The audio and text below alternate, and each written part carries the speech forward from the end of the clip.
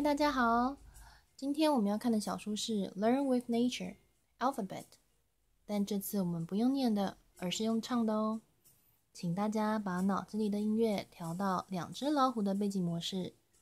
噔噔噔噔噔噔噔噔 ，Are you ready？ 那我们就开始喽。Apple, alligator, banana, cricket, duck, egg, dog, egg, frog, fish, goat, hippo, iguana, jaguar, iguana, jaguar,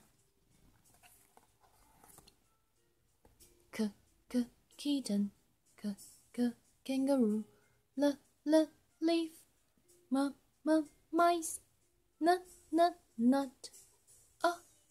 owl, nut, owl, pineapple, parrot, quail, rose, slug, turkey, slug, turkey,